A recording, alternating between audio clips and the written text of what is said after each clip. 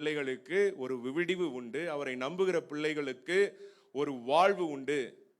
அதுதான் நற்செய்தியா இருக்குது பாருங்க.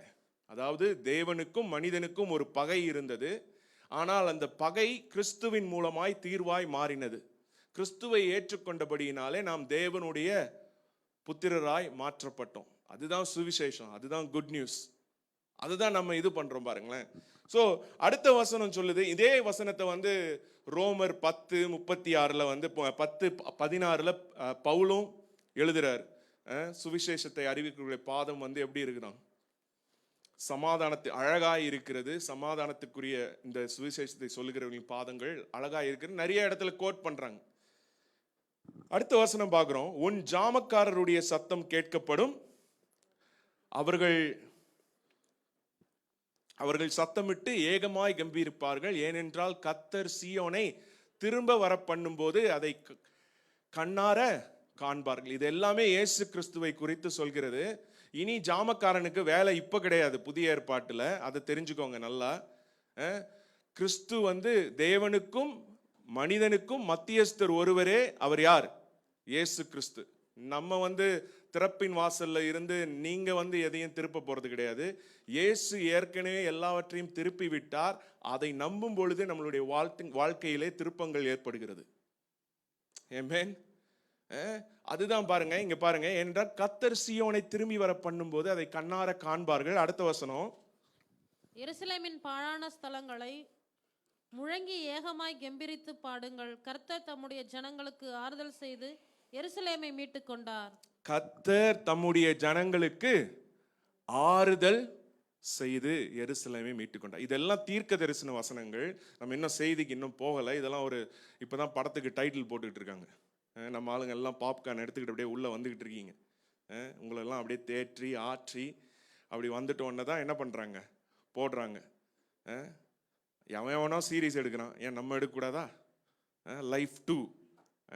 நீங்கள்லாம் அடுத்த ஏதோ இதுக்கு 2க்கு வெயிட் பண்ணிக்கிட்டு இருக்கீங்க. இப்போ நான் உங்களுக்கு 2 சொல்லிக்கிட்டு இருக்கேன். புரிந்தவர்கள் பாக்கியவான்கள், புரியாதவர்கள் அதை விட பாக்கியவான்கள். ஸோ பாருங்களேன், பாழான ஸ்தலங்களை முழங்கி ஏகமாய் கம்பீரித்து பாடுங்கள். கர்த்தர் தம்முடைய ஜனங்களை ஆறுதல் செய்து எருசலேமை மீட்டு கொண்டார். ஹல்லேலூயா. அவர் ஆறுதலின் தேவனா இருக்கிறார். 2 கொரிந்தியர் 1:3 சொல்லுது, தேவன் எப்படி இருக்கிறாராம்? ஆறுதலின் தேவன் இருக்கிறாராம். அதனாலதான் நம்ம வந்து ஆறுதலே எனக்கு இல்லப்பா அப்படின்னு நம்ம வந்து புலம்ப தேவையில்லை. யார் இருக்கிறா? தேவனே நம்முடைய ஆறுதல். 2 கொரிந்தியர் 1:3. என்னுடைய சந்தோஷம் உங்கள் எல்லாருக்கும் சந்தோஷமாய் இருக்கும் என்று நான் உங்கள் எல்லாரையும் பற்றி நம்பிக்கையுள்ளவனாய் இருந்து நான் வரும்போது என்னை சந்தோஷப்படுத்த. 2 கொரிந்தியர் 1:3 நமது கர்த்தராகிய இயேசு கிறிஸ்துவின் பிதாவாகிய தேவனும் இரக்கங்களின் பிதாவும் சகலவிதமான ஆறுதலின் தேவனுமாய் இருக்கிறவருக்கு ஸ்தோத்திரம். ஆறுதலின் தேவனாய் இருப்பாரா? இருக்கிறாரா? சொல்லுங்க. ஆறுதலா எனக்கு இருக்கிறார். உங்களுக்கு சில நேரத்துல ஆறுதலே இல்லாத மாதிரி இருக்கும், ஆனா ஆறுதல் தருகிற ஒருத்தர் இருக்கிறார். ஆமென். இரக்கங்களின் பிதாவும் சகலவிதமான ஆறுதலின் தேவனுமாய் இருக்கிறவருக்கு ஸ்தோத்திரம். சோ நீங்க பாருங்க, தேவன் வந்தாரு, கர்த்தர் தம்முடைய ஜனங்களுக்கு ஆறுதல் செய்து எருசலேமை மீட்டு கொண்டார். ஸோ இதை வந்து தீர்க்க தரிசனமா சொல்றாங்க. இயேசு கிறிஸ்து வந்தா என்ன மாதிரி பிரசங்கம் பண்ண போறாரு, எப்படி மக்களை மீட்டு கொள்ள போகிறார், எப்படி அவர்களை விடுவிக்க போகிறார் அப்படின்றத எல்லாமே தீர்க்க தரிசனமா சொல்றாங்க.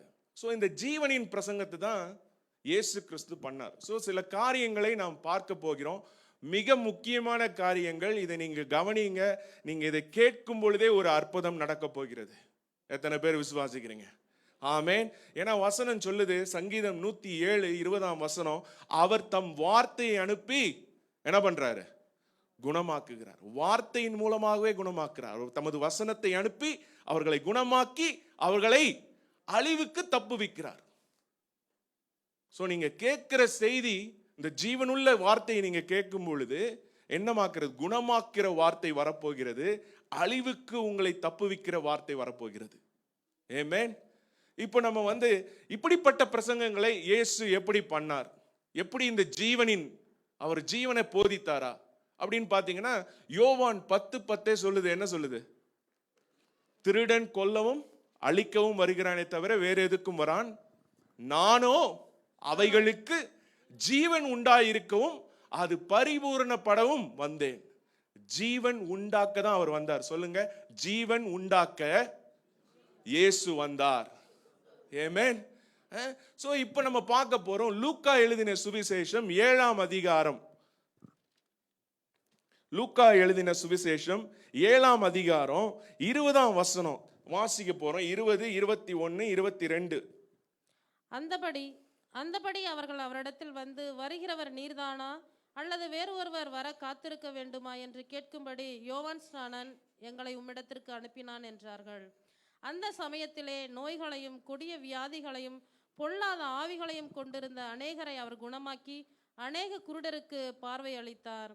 இயேசு அவர்களுக்கு பிரதியுத்தரமாக, நீங்கள் போய் கண்டவைகளையும் கேட்டவைகளையும் யோவானுக்கு அறிவியுங்கள். குருடர் பார்வையடைகிறார்கள், சப்பானிகள் நடக்கிறார்கள், குஷ்டரோகிகள் சுத்தமாகிறார்கள், செவிடர்கள் கேட்கிறார்கள், மரித்தோர் எழுந்திருக்கிறார்கள், தரித்தருக்கு சுவிசேஷம் பிரசங்கிக்கப்படுகிறது. ஹல்லேலூயா. இங்க நம்ம பார்க்கிறோம், வாட் இஸ் த கான்டெக்ஸ்ட்? இந்த வசனங்களுக்கு பின்னாடி என்ன நடந்துகிட்டு இருக்கு, அதாவது வாட்ஸ் த பேக்ரவுண்ட், இது ஏன் சொல்லப்பட்டது? யோவான் ஸ்நானகன் சிறைச்சாலையில இருக்கிறாப்ல. யோவான் ஸ்நானகன் யாரு? இயேசு கிறிஸ்துவுக்கே ஞானஸ்தானம் கொடுத்தவன். அப்படிப்பட்ட யோவான் ஸ்நானகனுக்கே ஒரு சந்தேகம் வந்துருச்சு பாருங்க. சில நேரத்தில் நமக்கு சந்தேகம் வரும்ல, வாழ்க்கையில எல்லாம் அப்படியே ஒரு மாதிரி போயிட்டு இருக்கும்போது ஒரு சந்தேகம் வரும். சந்தேகம் வந்துச்சுன்னா அதை தீர்வு செய்திடணும், அதை நிவர்த்தி செய்திடணும். அதை தான் யோவான் ஸ்நானகன் என்ன பண்றான்? 2 பேரை அனுப்புறான். யாருக்கிட்ட அனுப்புறான்? இயேசு கிறிஸ்துக்கிட்டே அனுப்புறான். உங்களுக்கு சந்தேகம் வரும் பொழுது சில பேர் சொல்லிடுவாங்க, சந்தேக ஆவியேன்னுவாங்க, இல்லைன்னா அசுத்த பாவியேன்றுவாங்க. நம்ம ஆளுங்க யூஸ்வலா அப்படித்தானே இந்த டயலாக். ஆனா சந்தேகம் வரும் பொழுது யோவான் ஞானஸ்தானம் என்ன பண்றான்? நேரா எங்க போறான்? இயேசு கிறிஸ்து போறான். நீங்க எங்க போனோம்? இயேசு யார்? ஆதியிலே வார்த்தை இருந்தது, அந்த வார்த்தை தேவனிடத்தில் இருந்தது, அந்த வார்த்தை தேவனாய் இருந்தது. அந்த வார்த்தை யாருங்க? இயேசு கிறிஸ்து. நம் வாழ்க்கையிலே சந்தேகம் வரும் பொழுது நீங்க போக வேண்டிய இடம், யோவான் பண்ண அதே வேலை தான் நீங்களும் பண்ணணும். அவன் இயேசு கிறிஸ்துவின் இடத்திலே போனான். நாம் வார்த்தையாய் இருக்கிற தேவனிடத்திலே செல்ல வேண்டும். எத்தனை பேருக்கு புரிஞ்சிச்சுன்னு தெரியல. ஹல்லேலூயா. உங்களுடைய சூழ்நிலையை பார்த்து அதே சூழ்நிலையில இருக்கிற ஆன்டிக்கு ஃபோன் அடிச்சிங்கன்னா அவங்க என்ன சொல்லுவாங்க? இதே மாதிரி தான் எங்கள் உள்ள வாழ்க்கையிலையும் நடந்துச்சு, இதே தான் டாக்டர் சொன்னாங்க, இதுதான் டாக்டரின் தீர்ப்பே, சாசனம். சொல்லிடுங்க, டயலாக் மீறி முடிச்சிருங்க. எல்லாம் உங்களுக்கு இப்படி டயலாக் அங்கெல்லாம் போயிட்டு வந்தாதான் நமக்கு கொஞ்சம் புரியுது பிரதர். நம்ம என்ன பண்ணோம்? ஆண்டி சொல்றது அந்த பாட்டிக்கு இப்படிதான் வந்துச்சான், இப்படியே போச்சான். அப்படி கிடையாது. உங்களுக்கு சந்தேகம் வரும்போது எங்க போகணும்? வார்த்தை கிட்ட போகணும். வார்த்தை யார்? இயேசு. ஆமென். சோ வார்த்தை கிட்ட அனுப்புறான் பாருங்க யோவான் ஞானஸ்தானம். இது வந்தோடனே எனக்கு ஒரு பெரிய ஆச்சரியம். ஹோலி ஸ்பிரிட் சொல்லி கொடுத்த ஒரு காரியம் பாருங்களேன். வார்த்தை கிட்ட போப்பா, என்ன பிரச்சனை வந்தாலும் எங்க போ, அதுக்கேற்ற மாதிரி ஒரு டியூன் சிச்சுவேஷன் சாங் போட்டு அப்படியே உட்கார்ந்துட கூடாது. ஏதாவது ஒரு பாட்டை போட்டு வீடு வரை உறவு கடைசி வரை யாரோ அப்படின்னா அப்படி இருந்துடக்கூடாது. வார்த்தையை வைத்து உங்களுடைய வாழ்க்கையை மாற்ற வேண்டுமே தவிர உங்க வாழ்க்கையை வைத்து உங்களுடைய வாழ்க்கையை நிர்ணயிக்க கூடாது. எத்தனை பேருக்கு புரிஞ்சிச்சு? ஆமென். இங்க பாருங்க, வார்த்தை கிட்ட அனுப்புறான். அப்ப என்ன பண்றாங்க? அந்தபடி அவங்க கேட்கிறாங்க பாருங்க, நீர்தானா வேறு ஒருவர் காத்திருக்க வேண்டுமா? யார் கேட்கிறா இத? யோவான் ஞானஸ்தானன். அவனே கேட்கிறான், இவர் மேசாயாவா? இஸ் ஹி எ மெசாயா? அவனுடைய கேள்வியே அதுதான் பாருங்களேன். அப்ப தேவன் ஒரு சுவிசேஷத்தை சொல்றாரு பாருங்க. 21ஆம் வசனம். அந்த சமயத்திலே நோய்களையும் கொடிய வியாதிகளையும் பொல்லாத ஆவிகளையும் கொண்டிருந்த அநேகரை அவர் குணமாக்கி அநேக குருடருக்கு பார்வை அழைத்தார். ஒரு சில பேருக்கு கிடையாது சுகம், வந்து ஒரு சில பேருக்குலாம் கிடையாது, எல்லாருக்குமே சுகம் உண்டு. சொல்லுங்க, எல்லாருக்குமே சுகம் உண்டு. பாருங்க, அது சொல்லிட்ட உடனே அவர் சொல்றாரு 21ஆம் வசனம், அந்த சமயத்திலே, வாசிங்க. அந்த சமயத்திலே நோய்களையும் கொடிய வியாதிகளையும் பொல்லாத ஆவிகளையும் கொண்டிருந்த அநேகரை அவர் குணமாக்கி அநேக குருடருக்கு பார்வை அளித்தார். இயேசு அவர்களுக்கு பிரதியுத்தரமாக, நீங்கள் போய் கண்டவைகளையும் கேட்டவைகளையும் யோவானுக்கு அறிவியுங்கள். என்ன அறிவிக்கணும்? வாசிங்க. கண்டவைகளையும் கேட்டவைகளும். அடுத்தது வாசிங்க. குருடர் பார்வை அடைகிறார்கள், சப்பானிகள் நடக்கிறார்கள். குருடர் பார்வை அடைகிறார்கள். குருடர்னா யாருங்க? கண்ணு தெரியாதவன். கண்ணு தெரியாதவன் குருடன். இங்க வந்துட்டு இந்த ஆவிக்குரிய குருட்டு பிரதர், இது இட்ஸ் நாட் அ பிசிக்கல்னு சொல்லாதீங்க. இது என்னது? கண்ணு தெரியாதவன். கண்ணே அவனுக்கு லிட்டரலா தெரியல. அங்க என்ன சொல்றாரு? குருடர்கள் பார்வை அடைகிறார்கள். இது லிட்டரலா ஒரு குருடா இருக்கிறவன் பார்வை அடைகிறான். அடுத்தது சப்பானிகள் நடக்கிறார்கள். சப்பானிகள்னா யாரு? நடக்க முடியாதவங்க. இது எல்லாமே சரீரத்துக்குரிய இது காரியங்களை சொல்லுகிறார். சப்பானியர்கள்லாம் நடக்கல. அங்க என்ன ஆகுதான்? அவருடைய சுவிசேஷ கூட்டத்துல நடக்கிறார்கள். குஷ்டரோகிகள் சுத்தமாகிறார்கள். குஷ்டரோகினா என்னன்னு தெரியுமா? குஷ்டரோகிகளை பார்த்திருக்கீங்களா? அவங்களுடைய கைகள் கால்கள் எல்லாம் அரிக்கப்பட்டு என்ன ஆயிரும்? தின்னுரும். அப்படியே மடங்கி முடங்கி ஒண்ணுமே பண்ண முடியாது. அப்படிப்பட்டவர்கள் எல்லாம் சுகமாகிறார்கள். செவிடர் கேட்கிறார்கள். நான் சொல்றது கேக்குதா? செவிடர்கள் கேக்குதா?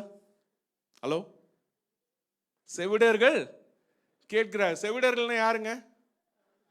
காது கேட்காதவங்க. அவங்க எல்லாம் இது பண்றாங்க. மரித்தோர் எழுந்து. மரித்தோர்லாம் யாருங்க? செத்து போனவங்க. என்னைக்கு செத்து போனவங்க சொல்லல. இன்னைக்கு செத்து போனவனா இருக்கலாம், 4 நாள் செத்து போனவனா இருக்கலாம், எப்பயோ செத்து போனவனாலும் இருக்கலாம். மரித்தோர்கள் எழுந்திருக்கிறார்கள். தரித்திரருக்கு, தரித்திரன்னா யாருங்க? Poor people. அவங்களுக்கு சுவிசேஷம் எது?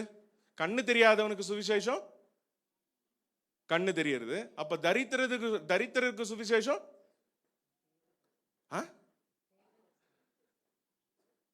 என்ன ஆண்டி? கேட்கல. தேவைகள், அவனுடைய தேவைகள் அவனுக்கு மட்டும். அப்போ குருடனுக்கும் அவனுடைய தேவைகள்னு ஒரு கண்ணாடி போட்டு விட்டுலாமா? குருடனுக்கு பார்வை. அப்ப தரித்திரனுக்கு என்னங்க சுவிசேஷம்? ஐஸ்வர்யம்.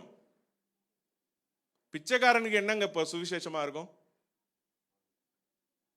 கோடீஸ்வரன் ஆறது. பிளைண்டுக்கு என்னங்க சுவிசேஷம்? கண்ணு தெரிகிறது, காது கேட்க.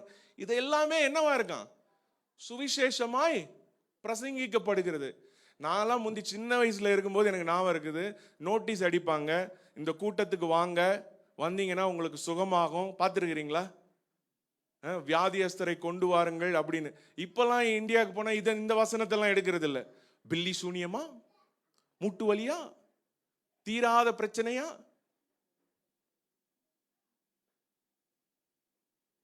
பார்த்துருக்கிறீங்களா போஸ்டர்? இதெல்லாம் எடுத்துட்டாங்க. Gospel become compromised. And we are not going to compromise the gospel because it's written in the word of God. இதுதான் gospel, இதுதான் சுவிசேஷம். இப்படிப்பட்ட சுவிசேஷத்தை தான் அவர் சொல்லிட்டு இருந்தார். அவர் சொன்னார், தேவனுடைய ராஜ்யம் சமீபமாய் இருக்கிறாரு. அவருடைய மரணத்தின் மூலம் தேவனுடைய ராஜ்யம் இந்த உலகத்திலே வந்து விட்டது. எத்தனை பேர் விசுவாசிக்கிறீங்க? ஆமென், ஹல்லேலூயா. அந்த ராஜ்யத்தின் பங்குதாரர்கள் நீங்களாம் இங்க பெஞ்ச தேய்க்கிறவங்க கிடையாது. நீங்களாம் ராஜ்யத்தின் பிள்ளைகள், தேவனுடைய பிள்ளைகள், தேவனால் தெரிந்து கொள்ளப்பட்டவர்கள், தேவனால் விலையேற பெற்ற இரத்தத்தை சிந்தி வாங்கப்பட்டவர்கள். உங்களுக்கு ஒருவேளை தெரியாம இருக்கலாம் உங்களுடைய அடையாளம். ஆனா நீங்க தேவனுடைய பிள்ளைகள். தேவனுடைய பிள்ளைனா தேவனால் பிறந்தது எல்லாம் உலகத்தை ஜெயிக்க பிறந்தவர்கள், சாதிக்க பிறந்தவர்கள், இந்த உலகத்தை கலக்க பிறந்தவர்கள். அந்த அப்போஸ்தலர்லாம் வரும்போதே சொல்றாங்க, உலகத்தை கலக்கிறவர்கள் இங்கேயும் வந்து விட்டார்கள். கேன்பரால வந்துட்டோன்னு சொல்லுங்க. ஆமென், ஹல்லேலூயா. வந்துட்டோன்னு சொல்லுங்க. யார் யாரோ நம்ம டயலாக் எடுத்து பெருசா படம் எடுத்து இட்டாக்கிடுறாங்க. நம்ம டயலாக்கையும் மறந்துடுறோம், எல்லாத்தையும் மறந்து இப்படி ஆயிடுறோம். ஹல்லேலூயா.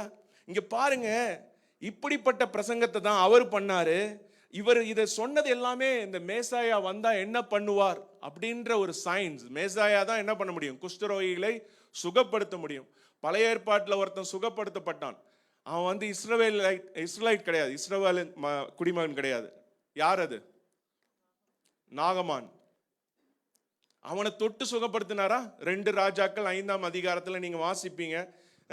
அதுல வந்து தொட்டு 11ஆம் வசனம் நினைக்கிறேன், தொட்டு சுகமாக்கல. அதனாலதான் அவனுக்கு வருத்தம் ஆயிடுச்சு. அவர் என்ன தடவி சுகம் கொடுப்பாருன்னு பார்த்தேன், ஆனா தடவவே இல்லை அப்படின்னு என்ன ஆயிடுச்சு? நாகமானுக்கு ஒரே வருத்தம். டேய், போய் தண்ணியில இருக்கிறதுல சிம்பிளான வேலை 7 வாட்டி குதிச்சா போயிடுச்சு, என்ன தடவி சுகம் கொடுப்பா. அதெல்லாம் வந்து தலைவருக்கு வச்சிருக்குது, அதெல்லாம் இயேசு வந்தா பண்றதுக்கு. ஆமென். சோ இதெல்லாம் சொல்லிட்டு யாருக்கு அனுப்புறாரு? யோவானுக்கிட்ட அனுப்புறாரு. போய் சொல்லு, இதை பார்த்ததெல்லாம் சொல்லு. These are the signs of Messiah. மெசாயா வந்தாருன்னா இதெல்லாம் பண்ண போறார். இதுதாங்க சுவிசேஷம். சுவிசேஷ கூட்டத்தில் இதுதான் நடக்கணும். பாருங்க, கண்டவைகள் கேட்டவைகளை எல்லாம் யோவானுக்கு அறிவியுங்கள். குருடர் பார்வை அடைகிறார்கள், சப்பானியர்கள் நடக்கிறார்கள், குஷ்டரோகிகள் சுத்தமாகிறார்கள், செவிடர்கள் கேட்கிறார்கள், மரித்தோர் எழுந்திருக்கிறார்கள், தரித்திரருக்கு சுவிசேஷம் பிரசங்கிக்கப்படுகிறது. ஹல்லேலூயா. பாருங்க, இதுதாங்க, இதுக்கு தான் வந்தாரு. இதுதான் நம்ம நிறைய வசனத்தை பார்க்க போறோம். பாருங்க, மத்தேயு 9:35 வாசிங்க.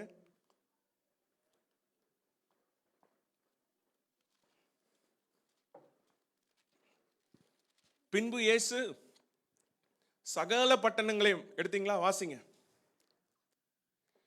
பின்பு இயேசு சகல பட்டணங்களையும் கிராமங்களையும் சுற்றி நடந்து ஜெபாலயங்களில் உபதேசித்து ராஜ்யத்தின் சுவிசேஷத்தை பிரசங்கித்து ஜனங்களுக்கு உண்டாயிருந்த சகல வியாதிகளையும் சகல நோய்களையும் நீக்கி அவர்களை சுஸ்தமாக்கினார். ஆமென், ஹல்லேலூயா.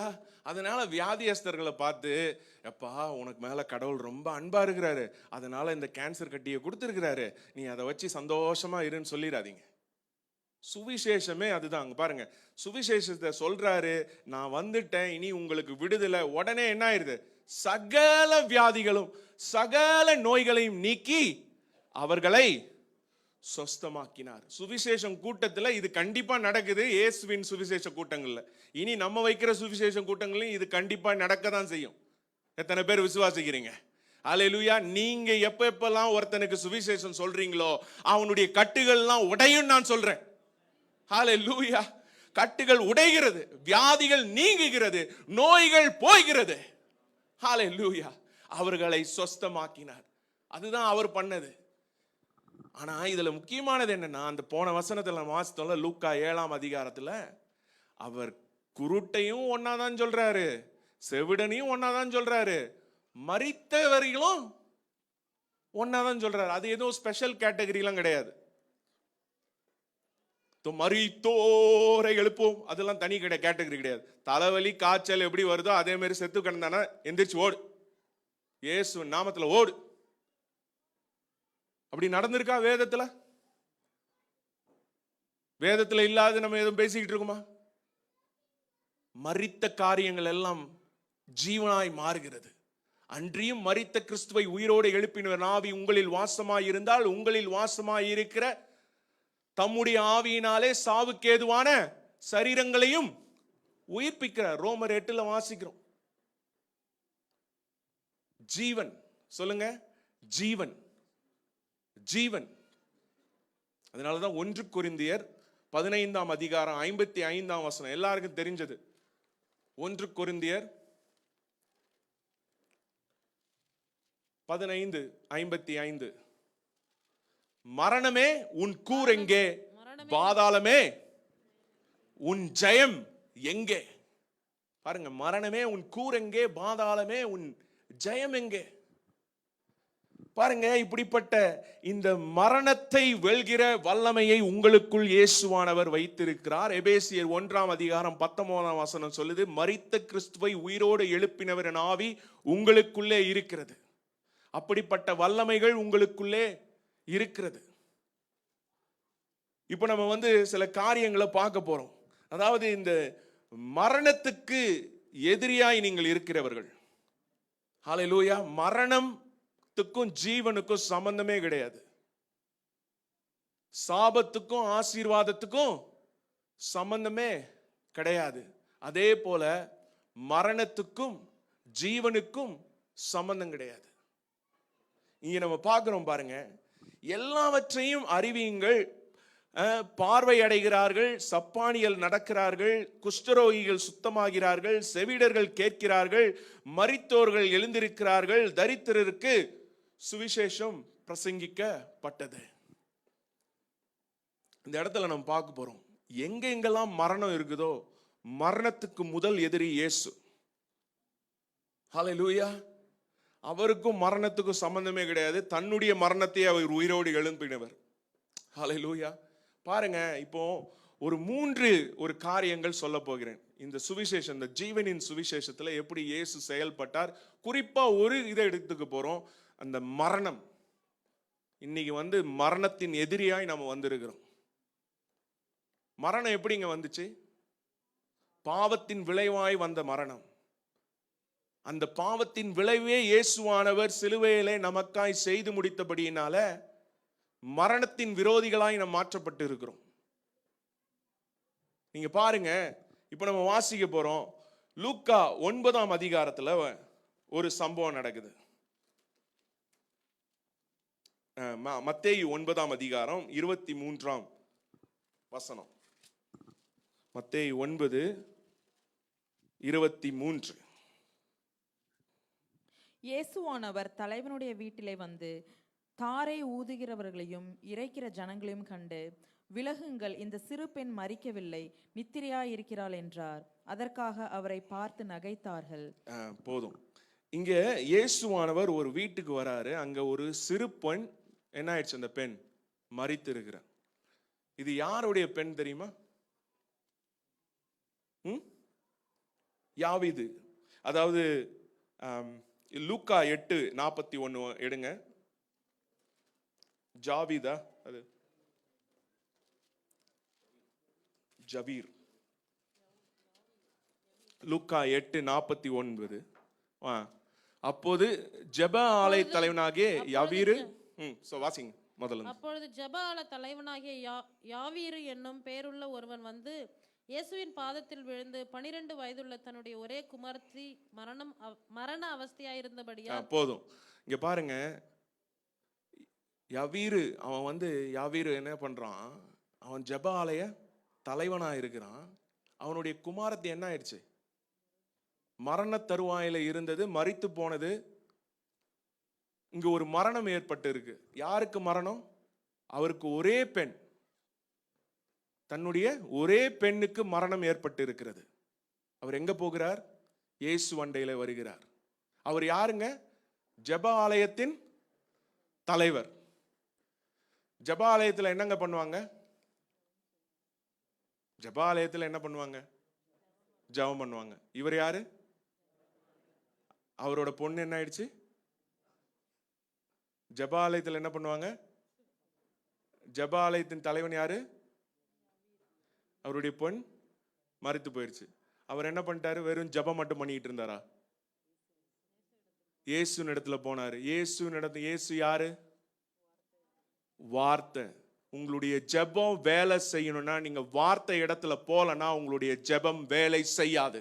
தேவனுடைய வாக்கு தத்தங்களை வைத்து நீங்கள் ஜெபம் செய்யலனா உங்களுடைய ஜெபம் வேலைக்கு ஆவாது. இது உண்மை. இதை நீங்கள் புரிந்து கொள்ளுங்கள். இது உங்களுக்கு பிடிக்கல, நான் என்னனாலும் பேசிட்டு இருக்கேன் அப்படின்னு நீங்க நினைச்சீங்கன்னா உங்களுடைய வாழ்க்கையில எதுவுமே நடக்காது. ஒரு முக்கியமான இது. அவரை ஜெபாலய வீரனா இருந்தா என்ன பண்ணிருக்கலாம்? உட்கார்ந்து முட்டி போட்டு எவ்வளவோ அழுது புரண்டு அப்படிலாம் கிடையாது. வார்த்தை இல்லைன்னா எதுவுமே வேலைக்கு ஆகாது. ஏன்னா இதுதான் நியமனம். இந்த உலகம் எப்படி சிருஷ்டிக்கப்பட்டது? வார்த்தை. எல்லாமே வார்த்தை. நீங்க நீதிமொழிகள் 4ஆம் அதிகாரம் போய் பார்த்தீங்கன்னா அவருடைய வசனம் எல்லாம் எப்படி இருக்கான்? உடலுக்கெல்லாம் ஆரோக்கியம். இதெல்லாம் இதை நீங்க கேட்கும் பொழுதே உங்களுக்கு ஆரோக்கியத்தை நான் பேசிக் கொண்டு இருக்கிறேன். ஏன்னா வசனத்தை பேசிக்கிட்டு இருக்கேன்ல. அப்ப என்ன ஆகுது? உங்களுக்கு அந்த வசனம் செயல்படுகிறது. அது உடலுக்கெல்லாம் என்னத்தை கொண்டு வருது? ஆரோக்கியத்தை, நன்மைகளை, ஜீவனை, பரிபூரணத்தை. அதனால ஜெபமா வசனமானலாம் கிடையாது. வசனம் இல்லாத ஜெபம் வேலைக்கு ஆகாது. அந்த வாக்குத்தத்தத்தை எடுத்தீங்களா? இதுதான் தேவனுடைய வசனம். இதை வைத்து நான் ஜெபிக்கிறேன், இதை வைத்து நான் விசுவாசத்தில் நிலை நிற்கிறேன், இதை வைத்து வெற்றி அடைகிறேன் அப்படின்னு போயிட்டே இருக்கணும்.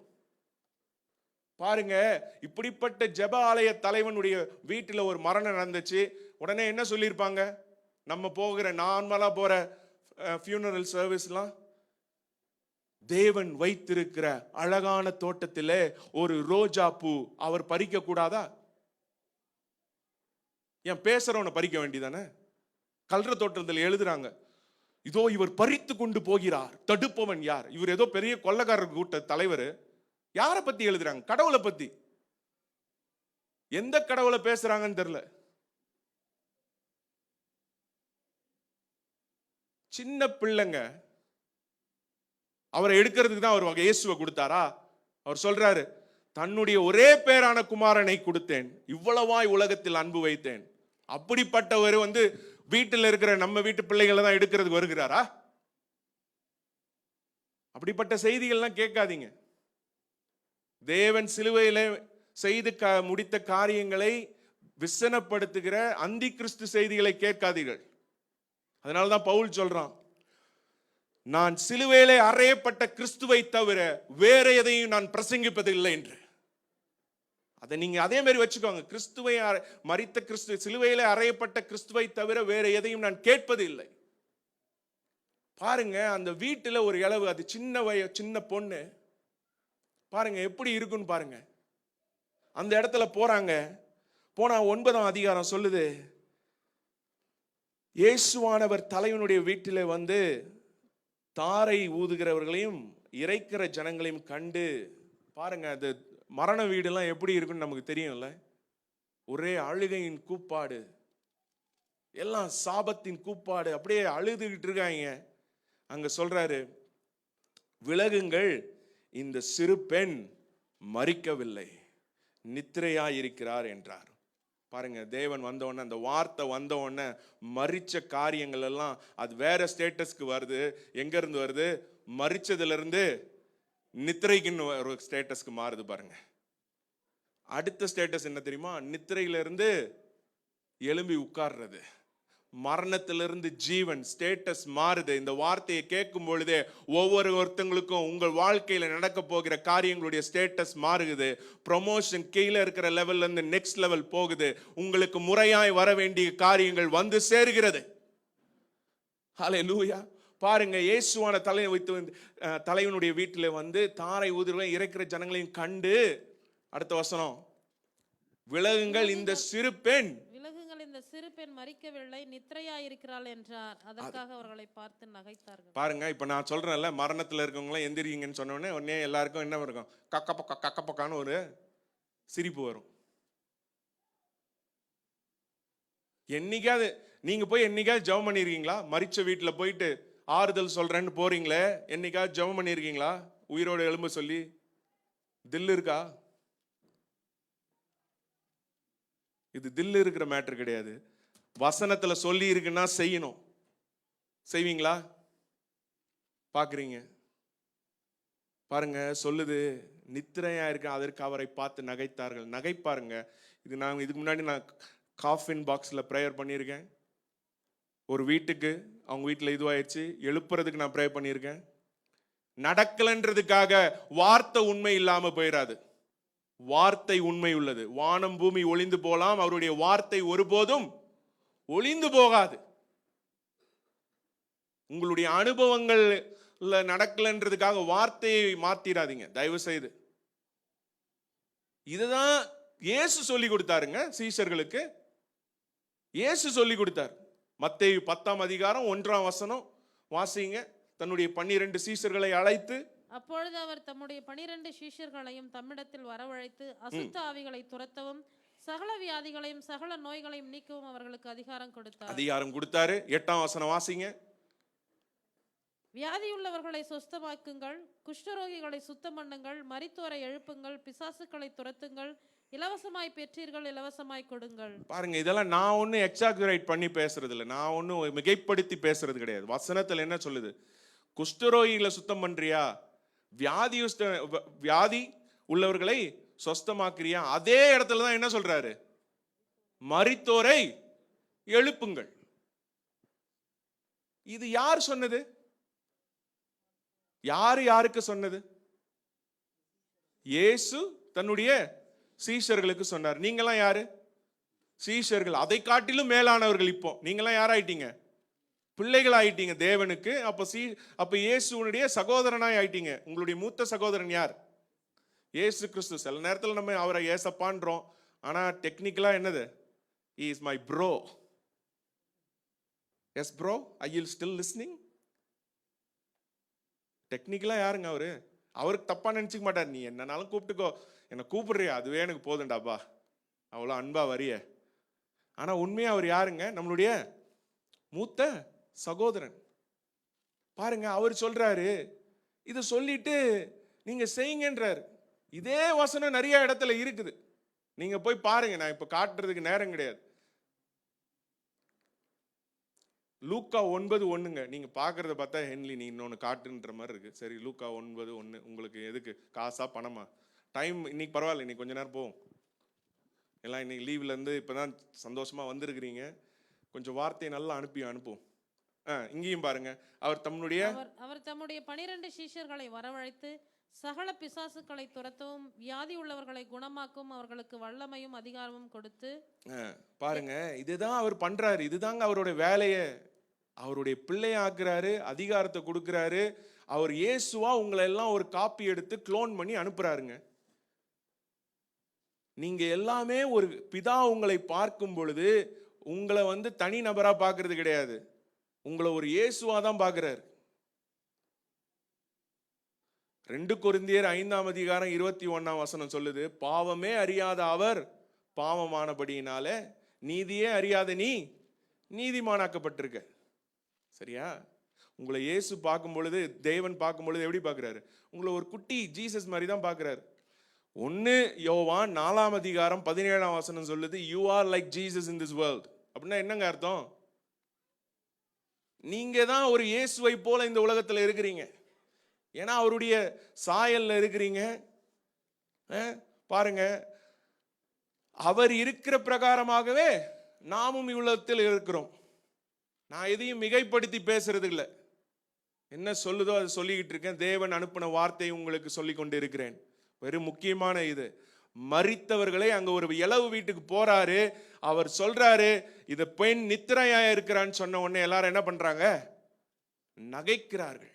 அவர் நகைக்கிறதுனால அச்சோ மிஸ் அண்டர்ஸ்டாண்டிங் வந்துருச்சு, ஓ ஆமா அவ செத்துட்டா நான் போயிட்டு வரேன்னு அவர் போல என்ன பண்றாரு? அவர் நகைத்தாலும் அவர் அடுத்த வசனம் சொல்லுது, ஜனங்கள் வெளியே துரத்தப்பட்ட பின்பு அவர் உள்ளே பிரவேசித்து அந்த சிறு பெண்ணின் கையை பிடித்தார், உடனே அவள் எழுந்திருத்தாள். பாருங்க, அவர் உள்ளே பிரவேசித்து அந்த சிறு பெண்ணின் கையை பிடித்தார், உடனே அவள் எழுந்திருந்தார். உங்களுடைய கரம் மரித்தவர்களை எழுப்புகிற கரம்னு இயேசுவின் நாமத்துல சொல்றேன்.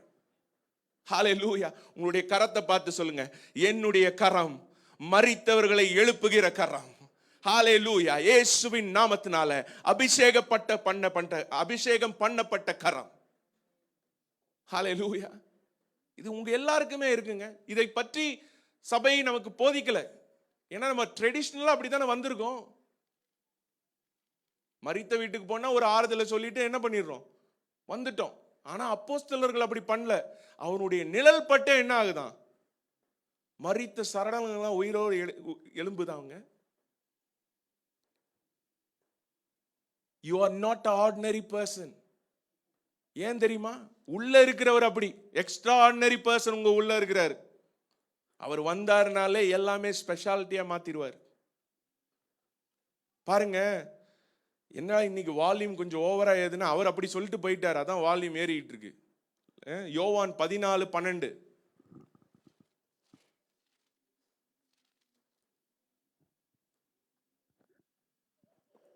மெய்யாகவே மெய்யாகவே நான் உங்களுக்கு சொல்கிறேன். அப்படின்னா என்ன அர்த்தம்?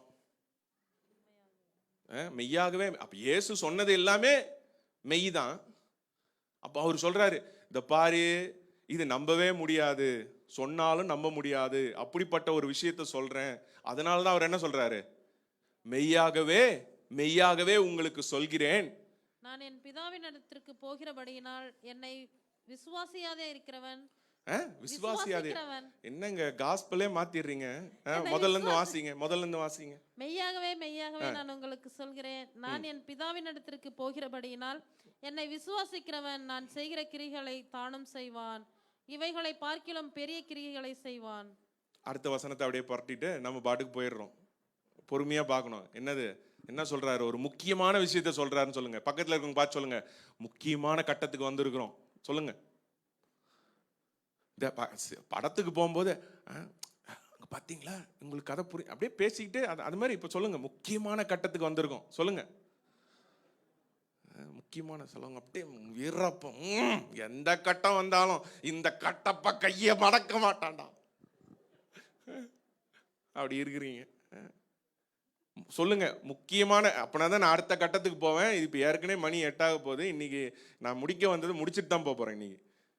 சொல்லுங்க, சொல்லுங்க, முக்கியமான கட்டத்துக்கு வந்திருக்கோன்னு சொல்லுங்க. நான் என் பிதாவினிடத்தில் போகிறபடினால் என்னை விசுவாசிக்கிறவன் நான் செய்கிற கிரியைகளை தானும் செய்வான். அப்ப இயேசு செய்த கிரியைகளை நாம செய்ய முடியுமா? இயேசு என்னங்க செய்தாரு? மரிச்சவனை எழுப்பினாரு, தண்ணீரை திராட்சரசமா மாத்தினாரு. இதெல்லாம் வருது. இப்ப பாருங்களேன், இதை நம்ம வேற லெவலுக்கு கொண்டு போனோம்.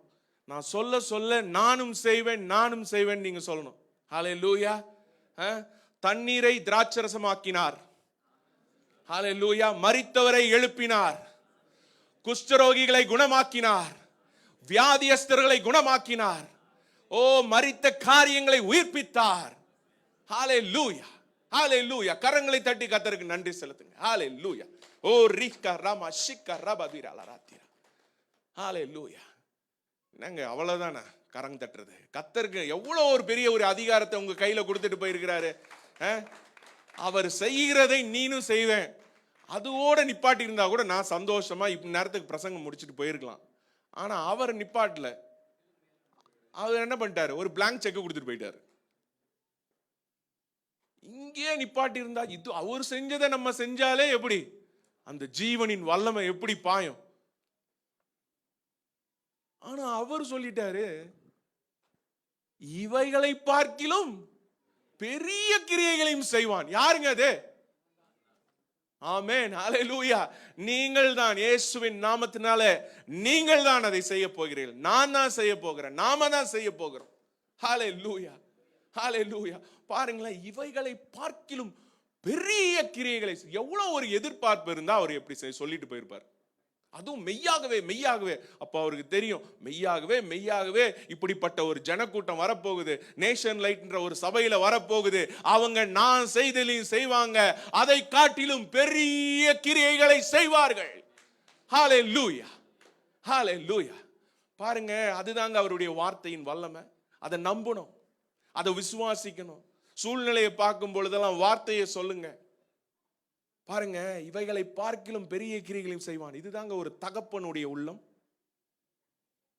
பாருங்க, ஒரு தலைவன்னா என்ன பண்றானா, தலைவனானவன் மக்களின் தோள்களிலே நடந்து என்ன பண்ணிடுறான்? மேலே ஏறிடுறான். அதுதான் இந்த உலகத்தின் தலைவன். அப்படித்தானே? உலகத்தின் தலைவன் என்ன பண்றான்? மக்களின் தொண்டர்களின் தோள்களிலே ஏறி அவர் என்ன பண்ணிடுறாரு? பெரிய ஆளாயிடுறாரு. ஆனா நம்ம தலை ஆட்டை என்ன பண்ணிச்சு? தோள் மேலே போட்டார். அவர் எப்பவுமே நம்மளை ஒரு படி அவரோட உயரத்துல தான் வைக்கிறாரு. நீங்க தகப்பனுடைய தோளில இருக்கும் பொழுது அவர் பண்ணதை காட்டிலும், அவர் பார்க்கதை காட்டிலும் நீங்கள் மேலானதை பார்க்க முடியும்னு சொல்றேன். ஹல்லேலூயா. உங்களுக்கு எத்தனை பேருக்கு புரிஞ்சிச்சு? ஹல்லேலூயா. அவர் அந்த தாங்க தகப்பனுடைய உள்ளம். உங்களுக்கு ஆசையா இருக்க அந்த உலக பிரகாரமான தகப்பன்கள் நீங்க என்ன ஆசைப்படுறீங்களா? உங்களுடைய பிள்ளைங்கலாம் எப்படி இருக்கணும்னு, நீங்க இருக்கிற மாதிரியே இருக்கணும்னு ஆசைப்படுறீங்களா? இல்ல உங்களோட நெக்ஸ்ட் லெவல் போகணுமா? சொல்லுங்களேன், வாயை திறந்து சொல்லுங்க, அது நடக்கும் தீர்க்க தரிசனமா. ஹல்லேலூயா. உங்களுடைய பிள்ளைகள் எல்லாம் உங்களை காட்டிலும் பெரிய பயில்வான்களாய், பெரிய ஞானவான்களாய், தேவனை அறிகிற அறிவிலே இன்னும் அதிகமாய் வளருவார்கள். உங்களுக்கு ஆசை இருக்கா? ஹல்லேலூயா.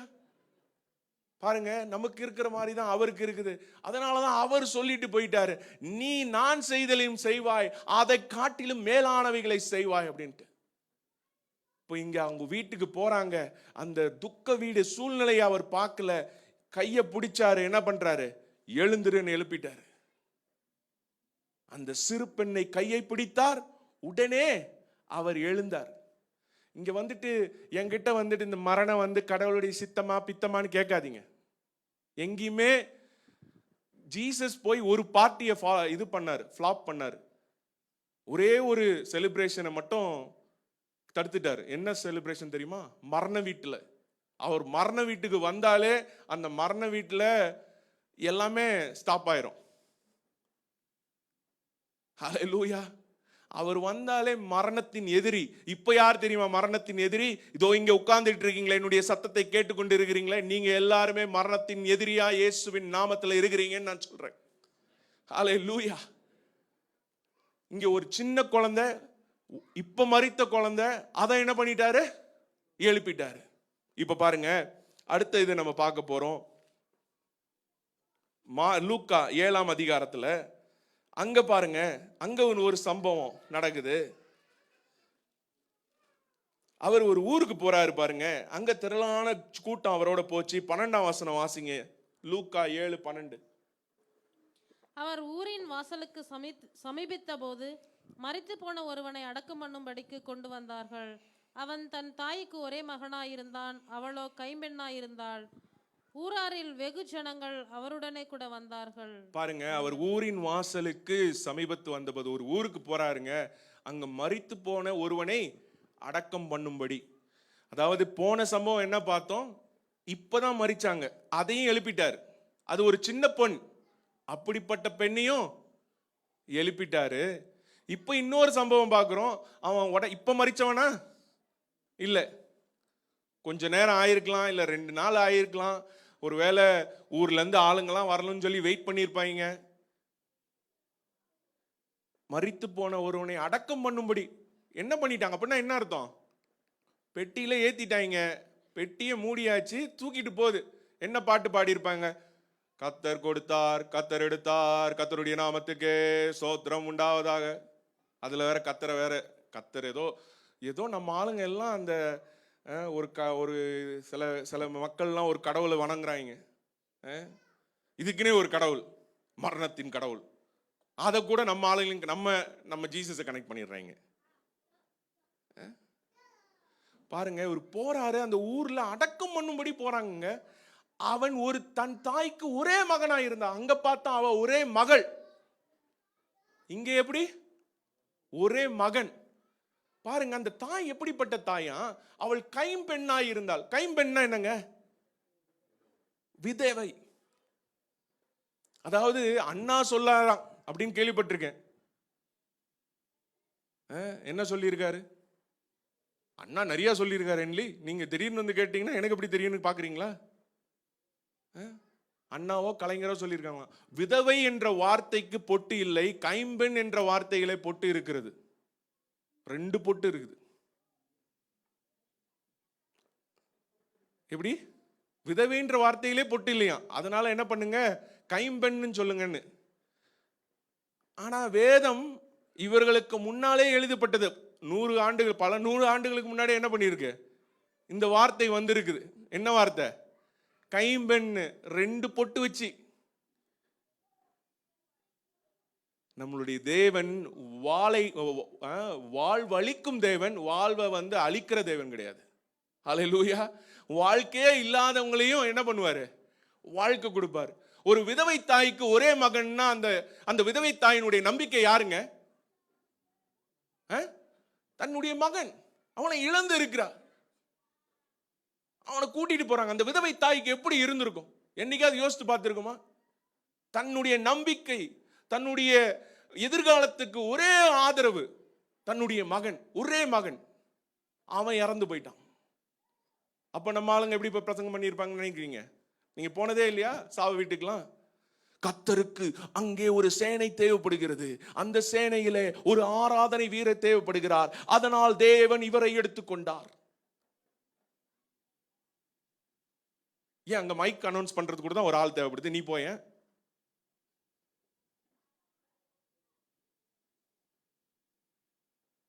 பாருங்களேன், ஒரு விதவை தாய்ங்க, எப்படி இருக்கும் அந்த விதவை தாய்க்கு? தன்னுடைய ஒரே மகன் கூட்டிட்டு போறாங்க. அப்ப இயேசு அந்த ஊருக்கு வராரு பாருங்க. அந்த வார்த்தை உள்ள வருது பாருங்க. அந்த வார்த்தை அந்த ஊருக்குள்ள வரும் பொழுதே அங்க ஒரு மாற்றம் உண்டாக தொடங்கிறது. ஊரில் வெகு ஜனங்கள் அவளோட கூட வந்தார்கள்.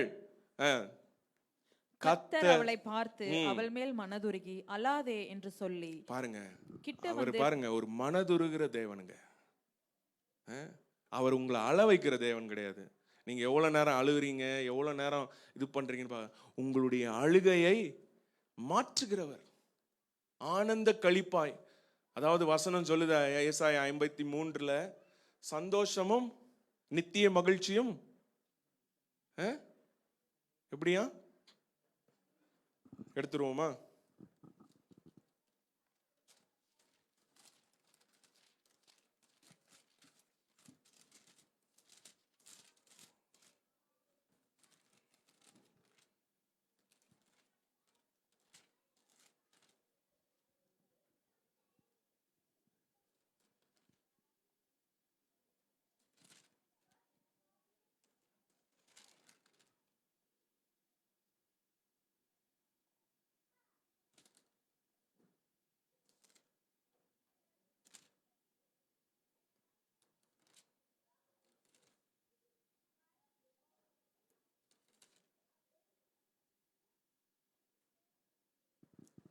கர்த்தரால் மீட்கப்பட்டவர்கள் ஏசாயா 35:10. கர்த்தரால் மீட்கப்பட்டவர்கள் திரும்பி ஆனந்த களிப்புடன் பாடி சியோனுக்கு வருவார்கள். நித்திய மகிழ்ச்சி அவர்கள் தலையின் மேல் இருக்கும். சந்தோஷமும் மகிழ்ச்சியும் அடைவார்கள். சஞ்சலமும் தவிப்பும் ஓடிப்போம். கர்த்தரால் மீட்கப்பட்டவர்கள் திரும்பி, யாருங்க கர்த்தரால் மீட்கப்பட்டவர்கள்? இங்க இருக்கிறீங்களா யாரும்? ஹல்லேலூயா. ஆனந்த களிப்புடன் பாடி, எப்படி ஆனந்த களிப்புடன் பாடி சியோனுக்கு வருவார்கள். நித்திய மகிழ்ச்சி அவர்கள் மேல தங்குமா? சும்மா வந்துட்டு போறதில்லை. நித்திய மகிழ்ச்சி. உங்க தலை மேல கையை வச்சு சொல்லுங்க, நித்திய மகிழ்ச்சி என் தலை மேல் தங்கும். சந்தோஷமும் மகிழ்ச்சியும் அடைவேன். சஞ்சலமும் தவிப்பும் இயேசுவின் நாமத்தினால ஓடிப்போகும். ஹல்லேலூயா, ஹல்லேலூயா. அதனாலதான் அங்க போய் அந்த பிள்ளைகளை எழுப்பும் பொழுது பார்க்கிறோம் பாருங்களேன்.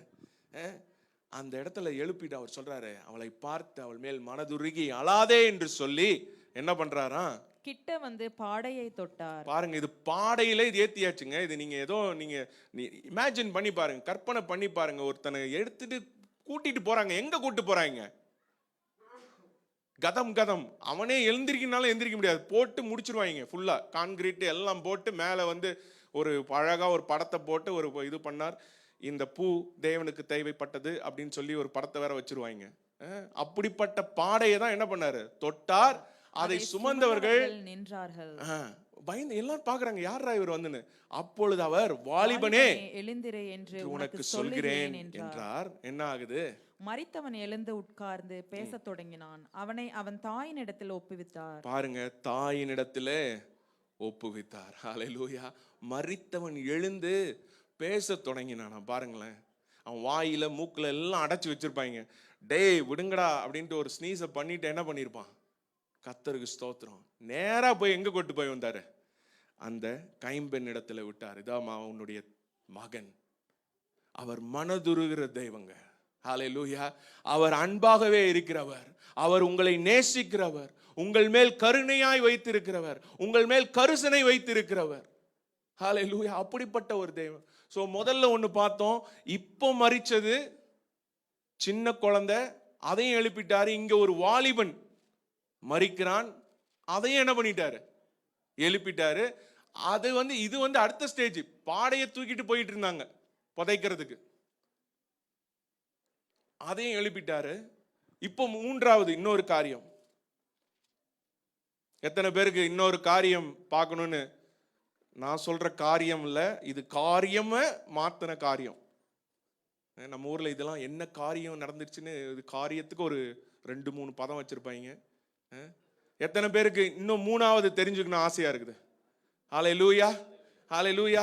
சரி, போவோம். யோவான் 11ஆம் அதிகாரம்.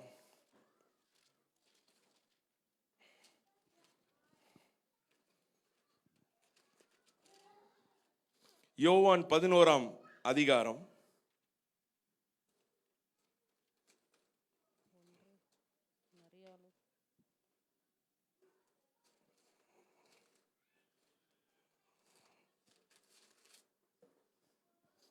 யோவான் 11 நம்ம வாசிப்போம்.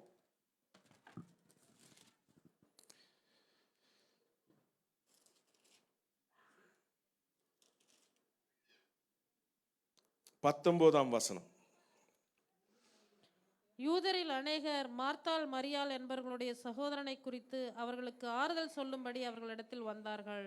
யாரும் அங்க உயிரோட எழுப்ப வரல. என்ன சொல்ல வந்திருக்கீங்க?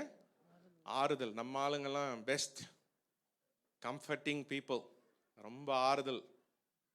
அப்படியா? நீங்க எல்லாம் சிரிக்கிறத பார்த்தா நீ ஆறுதல் சொல்லவே வர தேவையில்லப்பா அப்படின்ற மாதிரி இருக்கு. எப்படி ஆறுதல் சொல்ல வந்திருக்கிறாங்க? அதாவது கிறிஸ்துவ வாழ்க்கை பிரச்சனை இருக்குன்னு சொல்றது கிடையாது. அது எல்லாருக்குமே தெரியும். உங்களுக்கெல்லாம் பிரச்சனை இருக்குல்ல. ஆனா பிரச்சனையில இருந்து உங்களை விடுவிக்கிற ஒரு தேவன் இருக்கிறார், வாழ்வளிக்கிற தேவன் இருக்கிறார். அதுதான் கிறிஸ்துவ செய்தியாக இருக்கிறது. பாருங்க, இங்க அப்படிப்பட்ட பிரச்சனையில அங்க ஆறுதல் சொல்லும்படி வந்தார்கள். ஆனா இயேசு வருகிறார் என்று மார்த்தாள் கேள்விப்பட்ட போது அவருக்கு எதிர்கொண்டு போனால், மரியாளோ வீட்டிலே உட்கார்ந்து கொண்டிருந்தாள். இப்ப 21 வாசிங்க. மார்த்தாள் இயேசுவினிடத்தில் வந்து, ஆண்டவரே, நீ இங்கிருந்திருந்தீரானால் என் சகோதரன் மரிக்க மாட்டான். இப்பொழுதும் போதும். பாருங்க, அவ சொல்றா இயேசுவினிடத்தில் அவளுக்கு ஒரு வெளிப்பாடு இருக்கு. இயேசு எந்த வியாதியும் சுகப்படுத்திடுறாருன்னு ஒரு வெளிப்பாடு இருக்கு. அந்த வெளிப்பாடு எத்தனை பேருக்கு இருக்கு? ஹல்லேலூயா. எந்த வியாதினாலும் சுகப்படுத்திடுவாருன்னு. ஆனா அவளுக்கு இன்னொரு வெளிப்பாடு இல்ல, மரிச்சாலும் இயேசுவால எழுப்ப முடியுன்ற வெளிப்பாடு இல்ல. எத்தனை பேருக்கு அந்த வெளிப்பாடு இன்னைக்கு வந்திருக்கு? சத்தம் வரலையே. ஆமென், ஹல்லேலூயா. மார்த்தாள் இயேசுவினிடத்தில் வந்து, ஆண்டவரே, நீர் இங்கே இருந்தேனால் என் சகோதரன் மரிக்க மாட்டான். நீங்க இங்க இருந்தீங்கன்னா நீங்க மரிச்சிருக்க மாட்டானே அப்படின்றாங்க. இப்ப அடுத்த வசனம் பாருங்க. இப்பொழுதும் நீர் தேவனிடத்தில் கேட்டுக்கொள்கிறது எதுவோ அதை தேவன் உமக்கு தந்தருள்வார் என்று அறிந்திருக்கிறேன் என்றாள். பாருங்க, இப்ப சொல்றா அவ நல்ல தியாலஜிலாம் நல்லா தெரியுது. எப்படி தியாலஜி நல்லா தெரியுது. நோ பிராக்டிக்கல், சும்மா கேள்விப்பட்ட ஒரு இது. நான் பைபிள் ஸ்கூல் போயிருக்கிறேன், இதுதான் எங்களுக்கு போதிச்சிருக்காங்க சொல்ற. இயேசுக்கே போதிக்கிறா பாருங்க. நீ தேவனிடத்தில் கேட்டுக்கொள்வது எதுவோ அதை தேவன் உமக்கு தந்தருள்வார் என்று அறிந்திருக்கிறேன். இதை நான் என்னுடைய தியாலஜி 2ஆம் வருடத்தில் நான் கற்றுக்கொண்டேன். இது யாருக்கு சொல்றா? இயேசுக்கே சொல்றா. நீர் பண்ண கேட்பான்னு தெரியும், ஆனாலும் 23 வாசிங்க. இயேசு அவளை நோக்கி, உன் சகோதரன் உயிர்த்தெழுந்திருப்பான் என்றார். பாருங்க, இயேசு சொல்றாரு, உன் சகோதரன் உயிர்த்தெழுந்திருப்பான். ஹல்லேலூயா, உயிர்த்தெழுந்திருப்பான். ஹல்லேலூயா. நான் சொல்றது வெறும் மரணத்துக்குரிய காரியத்தை மாத்திரம் எடுத்துக்காதீங்க. உங்களுடைய வாழ்க்கையில் இருக்கிற தரித்திரமும் ஒரு மரணத்தை போன்றதுதான், நோயும் ஒரு மரணத்தை போன்றதுதான், கவலையும் கண்ணீரும் ஒரு மரணத்தை போன்றதுதான். நீங்க இந்த வார்த்தையை நல்லா கவனமா கேளுங்க. இந்த வார்த்தையிலிருந்து உங்களுடைய வாழ்க்கையில ஜீவன் புறப்பட்டு கொண்டிருக்கிறது. ஹல்லேலூயா. பாருங்க, உன் சகோதரன் உயிர்த்தெழுந்திருப்பான் என்றார். இவ பாருங்க, அதற்கு மார்த்தாள், உயிர்த்தெழுதல் நடக்கும் கடைசி நாளிலே அவனும் உயிர்த்தெழுந்திருப்பான் என்று அறிந்திருக்கிறேன் என்றார். மார்த்தாலும் நல்லா கடைசி நாள் பிரசங்கம் கேட்டிருப்பா போல யூடியூப்ல. பாருங்க, கடைசி நாளிலே அவனும் உயிர்த்தெழும்பு. யாருக்கு சொல்லி தராங்க தியாலஜி? பாருங்களேன், சில நேரத்துல நம்மளே அறியாமலே நம்மளே என்ன பண்ணிடுறோம், கடவுளுக்கே சொல்லி கொடுக்குற அளவுக்கு பெரிய ஆளாயிடுறோம். அவ பாருங்க, கடைசி நாளில் எழுந்திருப்பார்கள் என்று எனக்கு தெரிந்திருக்கிறேன், நான் அறிந்திருக்கிறேன், நான் படித்திருக்கிறேன், நான் கேள்விப்பட்டிருக்கிறேன், நான் யூடியூப்ல பார்த்திருக்கிறேன் எல்லாம் சொல்றா. ஆனா அவளுக்கு ஒரு உண்மை தெரியல. அடுத்த வசனம் பாருங்க. இயேசு அவளை நோக்கி, நானே உயிர்த்தெழுதலும் ஜீவனுமாய் இருக்கிறேன். என்னை விசுவாசிக்கிறவன் மரித்தாலும் ஹalleluya. கரங்களை தட்டி கர்த்தருக்கு நன்றி செலுத்துங்கள். ஹalleluya. உயிர்த்தெழுந்தல் என்று என்பது ஒரு நாள் அல்ல, உயிர்த்தெழுதல் ஒரு நபர். Hallelujah. Hallelujah. Sabbath is not a day, Sabbath is a person. Who is that person? Jesus. இயேசு கிறிஸ்து தான் அந்த நபராய் இருக்கிறார். இயேசு கிறிஸ்து சொல்றாரு, அது ஒரு நாள் இல்லம்மா, அந்த பர்சனே நான் தான், நானே உயிர்த்தெழுதலும் ஜீவனுமாய் இருக்கிறேன். பாருங்க, உயிர்த்தெழுந்த ஒரு நாள் கிடையாதுங்க, உயிர்த்தெழுந்தது தேவன். இந்த வசனம் எல்லாருக்கும் தெரியும். ஆனா what's the context? This is the context. நானே உயிர்த்தெழுதலும் ஜீவனுமாய் இருக்கிறேன், என்னை விசுவாசிக்கிறவன் மரித்தாலும் பிழைப்பான். பாருங்களேன், அவன் சொல்ற கடைசி நாள்ல எந்திரிப்பாங்க, வரும்போது எல்லாம் எக்காலம் சத்தம் உழுதும், எல்லாம் யாருக்கு சொல்லிக்கிட்டு இருக்கா? ஜீசஸ் கிட்டே சொல்லிக்கிட்டு இருக்கா. ஆனா சொல்றாரு இயேசு, நானே வழியும் சத்தியும் ஜீவனுமாய் இருக்கிறேன்னு சொன்ன அதே தேவன் இங்க இடத்துல சொல்றாரு, நானே உயிர்த்தெழுதலும் ஜீவனுமாய் இருக்கிறேன். ஹalleluya. அடுத்த வசனம் பாருங்க. உயிரோடு இருந்து என்னை விசுவாசிக்கிறவன் எவனும் என்றென்றைக்கும் மறியாமலும் இருப்பான். இதை விசுவாசிக்கிறாயா என்றார். திரும்பவும் கேட்கிறார் ஒரு கேள்வி. உயிரோடு இருந்து என்னை விசுவாசிக்கிற எவனும் என்றென்றைக்கும் மறியாமலும் இருப்பான் என்று இதை விசுவாசிக்கிறாயா? இது அடுத்த டாபிக், அடுத்த கியருக்கு போறார். என்னை விசுவாசிக்கிறவன், நம்ம இப்பதான் ரெசரக்ஷனை பத்தி பேசிக்கிட்டு இருக்கோம். இதுக்கே அங்க அப்படியே எல்லாருக்கும் கொஞ்சம் அல்லு கிளம்புது. என்னடா இது மரிச்சலை பத்தி பேசி எழுப்ப சொல்றான்னு. இவர் என்னடானா என்னென்னவோ பேசிட்டு இருக்காரு. நான் சொல்லுங்க, உங்க வேதத்துல சொல்லி இருக்கு, உயிரோடு இருந்து என்னை விசுவாசிக்கிற எவனும் என்றென்றைக்கும் மறியாமலும் இருப்பான், இதை விசுவாசிக்கிறாய் என்றார். அடுத்த வசனம். அதற்கு அவள், ஆமாண்டவரே, நீர் உலகத்தில் வருகிறவரான தேவகுமாரனாகிய கிறிஸ்து என்று நான் விசுவாசிக்கிறேன் என்றார். இதெல்லாம் யார் தெரியுமா? இதெல்லாம் யார் சொல்லிக்கிட்டு இருக்கா? மார்த்தாள். யாருங்க மார்த்தாள்? நல்ல பங்கை தெரிந்து கொண்ட மார்த்தாள் தான் இப்படிப்பட்ட கேள்விகள் எல்லாம் கேட்டுட்டு இருக்கா. அங்க போண்டா சுத்துக்கிட்டு இருந்த மரியாளு கேட்டிருந்தாலும் பரவாயில்ல, இப்ப மரியாளும் கேட்பா இதே கேள்வியெல்லாம். ஆனா நல்ல பங்கை தெரிந்து கொண்ட மார்த்தாளுக்கு இப்படி ஒரு இது பாருங்க. உங்களுக்கு எவ்வளோ வசனம் தெரியுதுன்னு முக்கியம் கிடையாது. ஒரு வசனம் தெரிஞ்சாலும் அதுல ஜீவனை பிரிச்சு எடுத்து அதை சாப்பிட தெரியணும். ஹல்லேலூயா. கறிக்குள்ளார அந்த போனுக்குள்ள இருக்கிற அந்த என்னது, அதுக்குள்ள இருக்கிறது தமிழ்ல என்னது? ஊனா? மூளையா? சரி, வேண்டாம். எலும்ப நல்லா உறிஞ்சி சாப்பிடுற மாதிரி ஒவ்வொரு வசனத்திலையும் ஜீவனை அப்படியே என்ன பண்ணிடணும்? ஸ்ட்ரா போட்டு உறிஞ்சிடணும். எவ்வளவு நேரம் நான் உட்கார்ந்தேன், எவ்வளவு நேரம் பண்ணேன்னு முக்கியம் கிடையாது. கடைசியில் ஒன்று படிச்சாலும் அதுல அப்படியே ஸ்ட்ராங்கா எடுத்துட்டு நாடி நரம்பு வேரெல்லாம் இயேசு ஜீவனா இருக்கிறார், மரித்த காரியங்களை நான் உயிர்ப்பிப்பேன் இருக்கணும். ஒன்று படிச்சாலும் என்ன பண்ணும்? தெளிவா பாருங்க, விசுவாசிக்கிறேன்றாரு. இதே மாதிரி தான் அப்புறம் 33 வாசிங்க. அவள் அழுகிறதையும் அவளோடு கூட வந்த யூதர்கள் அழுகிறதையும் இயேசு கண்டபோது ஆவியிலே கலங்கி துயரம் அடைந்து, அவனை எங்கே வைத்தீர்கள் என்றார். பாருங்க, இயேசு இந்த மாதிரி துக்க வீட்டுல போனா அவரும் துக்கப்படுறாரு. நீங்க போயிட்டு அங்க போயிட்டு நீங்க ரொம்ப சந்தோஷமா இருங்க நான் சொல்ல, அப்படியே மாத்தி எதை சொன்னாலும் மாத்தி வேற புரிஞ்சுப்பீங்க. அங்க போயிட்டு நீங்க கக்கா பக்கான்னு சிரிச்சுக்கிட்டு இன்னைக்கு ஒரு சோடா எடுத்துட்டோம். அங்க துக்க வீட்டுக்கு போனா நீங்க என்ன பண்ணுங்க? அவங்களுக்கு ஆறுதலா இருங்க. ஆனா வந்த வேலையை மறந்துடாதீங்க. வந்த வேலை என்னது? வந்த வேலை என்னது? உயிரோட எழுப்புறது. செய்வீர்களா? உன் தங்கை கேட்கிறேன், செய்வீர்களா? ஓ, அவர் வேற கட்சிக்காரரு, அவர் நாங்க அப்போ அவங்க சொன்னா கேட்கும். செய்வீர்களா? செய்வீங்களா? ஆமென். பாருங்களேன், அவர் எல்லாம் பண்றாரு, ஆனா அவர் வேலைக்கு வந்துடுறாரு. பாருங்க பாருங்க, அவர்களில் ஒருத்தன் கேள்வி கேட்கிறான். இவன் பாருங்களேன், பயங்கரமான ஆளு. 37ஆம் வசனம். சிலர், குருடனுடைய கண்களை திறந்தது இவர் தாங்க இதெல்லாம் பண்ணாரு, இவர் அதை பண்ணாருங்க, ஆனா சாகாமல் இருக்க பண்ணக்கூடாதா? இதை பண்ணக்கூடாதா, அதை பண்ணக்கூடாதா? கொஞ்சம் வெயிட் பண்ணுங்கப்பா, அவர் எல்லாம் பண்ணுவாருப்பா.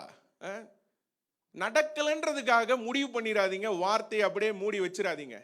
அதை எடுத்து அதை எப்படி நீங்க ஒரு பிரியாணி செஞ்சீங்களோ, ஒரு வாரத்துக்கு அவனுக்கு பிடிக்குதோ இல்லையோ, வாரம் வாரம் சூடு பண்ணி கொடுத்து கொடுத்து பண்றீங்களோ, அத மாதிரி ஒரு வசனத்தை எடுத்தீங்கன்னா பிடிச்சி சூடு பண்ணி வச்சு வச்சு வச்சு வச்சு சாப்பிடுங்க. இங்க பாருங்க, அவர் வந்துட்டாரு பாருங்க. அப்போ 38 வாஸ் பாருங்க. இயேசு மறுபடியும் தமக்குள்ளே கலங்கி கல்லறையின் இடத்துல மறுபடியும் தமக்குள்ளே கலங்கி கல்லறையின் இடத்தில் முதல்ல இருந்து ஆரம்பிப்போம், வாசிங்க. நம்ம முதல்ல 38. அப்பொழுது இயேசு மறுபடியும் தமக்குள்ளே கலங்கி கல்லறையின் இடத்திற்கு வந்தார்.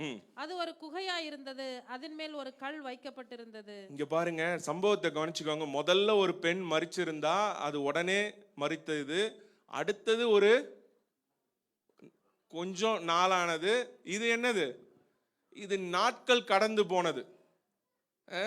அது குகையா இருந்தது, அதன் மேலே ஒரு கல். அப்போ வந்தது ஒரு சின்ன குழந்தை, அப்புறம் ஒரு வாலிபன். நம்ம லாசருக்கு மேபி ஒரு 40+. நம்ம ஆளுங்க சொல்லிட்டாங்க 40 ஆயிடுச்சுன்னா ஓகேங்கன்னு. ஐயோ, 40ல இறந்தாலும் சரி, அது பாட்டியே ஆனாலும் சரி, எழுப்பணும் எழுப்பணும் எழுப்பணும்.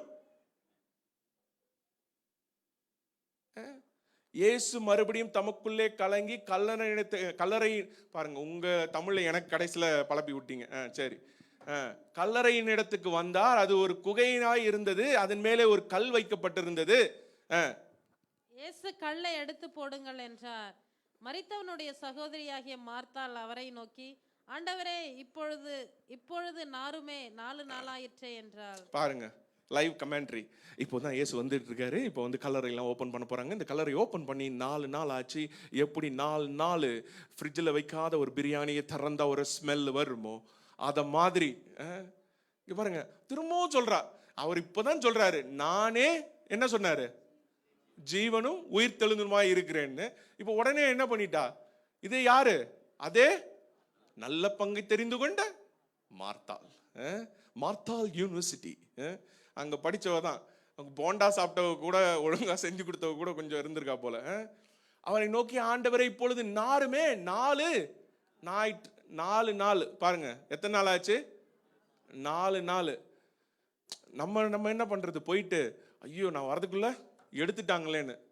நீங்க போன உடனே லேட் ஆயிடுச்சா, பிரச்சனை இல்லை, கல்ற எங்க கூட்டு போ, கல்ற தோட்டத்துக்கு வண்டி எடு. லிட்டரலா என்ன பண்றாரு, கல்ற தோட்டத்துக்கு போறாங்க, பண்ணிட்டாங்க. அடுத்த வசனம் பாருங்க, திரும்பவும் இயேசு சொல்றது, இயேசு அவளை நோக்கி, நீ விசுவாசித்தால் தேவனுடைய மகிமையை காண்பாய். நீ விசுவாசித்தால் தேவனுடைய மகிமையை காண்பாய் என்று நான் உனக்கு சொல்லவில்லையா? விசுவாசிச்சா அதுக்கு வருகிற விளைவு தேவனுடைய மகிமை. நீ விசுவாசிச்சா வருகிற விளைவு தேவனுடைய மகிமை. ஹல்லேலூயா. அவர் சொல்லி இருக்கிறாரு. அப்புறம் பாருங்க 41. அப்பொழுது மரித்தவன் வைக்கப்பட்ட இடத்திலிருந்து கல்லை எடுத்து போட்டார்கள். இயேசு தம்முடைய கண்களை ஏறெடுத்து, பிதாவே, நீர் எனக்கு செவி கொடுத்தபடியினால் உம்மை ஸ்தோத்தரிக்கிறேன். நீர் எப்பொழுதும் எனக்கு செவி கொடுக்கிறீர் என்று நான் அறிந்திருக்கிறேன். ஆனாலும் நீர் என்னை அனுப்பினதை சூழ்ந்து நிற்கும் ஜனங்கள் விசுவாசிக்கும்படியாக அவர்கள் நிமித்தம் இதை சொன்னேன் என்றார். ஏன் தெரியுமா அவர் சொல்லணும்? இல்லைன்னா அவரே என்ன சொல்லிடுவாங்க, பாரு ஜீசஸ்க்கு எவ்வளோ ஒரு ஹம்பிள்னஸே இல்லை, ஜபமே பண்ணாம எழுப்பிட்டாரு. எப்படி ஜபமே பண்ணாம சொன்ன அவரால். சரி, இங்க சுத்தி இருக்கிறவங்க எல்லாருக்கும் நீர் என்னை நேசிக்கிறீர்னு எனக்கு தெரியும், நான் உன்னை நேசிக்கிறேன்னு எனக்கு தெரியும், ஆனா இங்க இருக்கிற எல்லாருக்கும் என்ன பண்ணணும், இதை காட்டணும் அப்படின்னு சொல்லிட்டு, நீர் என்னை அனுப்பினதை சூழ்ந்திருக்கும் ஜனங்கள் விசுவாசிக்கும்படி அவர்கள் நிமித்தம் இதை சொன்னேன் அப்படின்னு சொல்லிட்டு என்ன பண்றாரு, இதுதான் கிளைமேக்ஸ். இவைகளை சொன்ன பின்பு லாசருவே வெளியே வா என்று உரத்த சத்தமாய் கூப்பிட்டார். அப்பொழுது மரித்தவன் வெளியே வந்தான். அவன் கால்களும் கைகளும் பிரேத சீலைகளினால் கட்டப்பட்டிருந்தது. அவன் முகமும் சீலையால் சுற்றப்பட்டிருந்தது. இயேசு அவர்களை நோக்கி, இவனை கட்டவிழ்த்து விடுங்கள் என்றார். ஹல்லேலூயா, ஹல்லேலூயா. மரித்தவன் வெளியே வந்தாங்க. மரித்தவன் எப்படி வந்திருக்கிறான்? அந்த சேலையினால கட்டப்பட்டு, மூக்கு அடைக்கப்பட்டு, அவனுக்கு மூச்சே விட முடியல, எழுந்துட்டான். டே எழுப்பிட்டீங்கடா, மூச்சு அடைக்குதுடா, கலட்டி விடுங்க. அவன் வந்து எப்படி வந்திருப்பான்?